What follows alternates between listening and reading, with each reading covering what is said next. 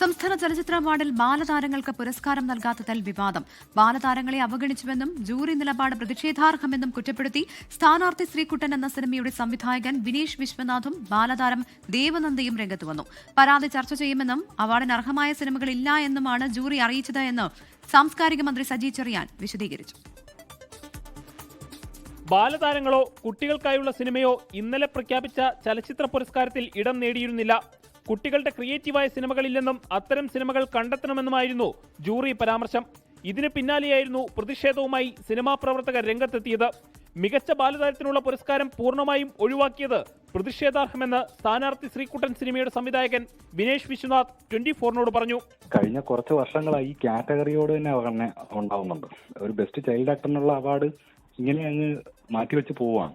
വിഷയം ചർച്ച ചെയ്യുമെന്ന് മന്ത്രി സജി ചെറിയാൻ പല കുറവുകളും ചൂണ്ടിക്കാണിച്ചിട്ട് ആ കുറവുകളെല്ലാം അവരുടെ ശ്രദ്ധപ്പെടുത്തിയിട്ട് നമുക്കതിനെ എങ്ങനെ രൂപാന്തരപ്പെടുത്താൻ കഴിയുമെന്ന നടപടി ഉണ്ടാകും. ബാലതാരങ്ങൾക്ക് പുരസ്കാരം നൽകാത്തതിൽ ദേവനന്ദയും രംഗത്തെത്തി.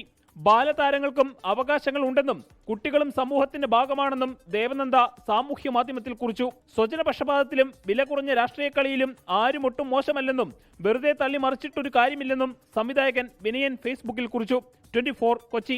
ലോകത്തെവിടെയായാലും ഏത് സമയത്തും 24 വാർത്തകളും ഓഗ്മെന്റഡ് റിയാലിറ്റി പാക്കേജുകളും എക്സ്പ്ലെയിനറുകളും വിശദമായി കാണാൻ ഞങ്ങളുടെ യൂട്യൂബ് ചാനൽ നിങ്ങൾക്ക് സബ്സ്ക്രൈബ് ചെയ്യാം.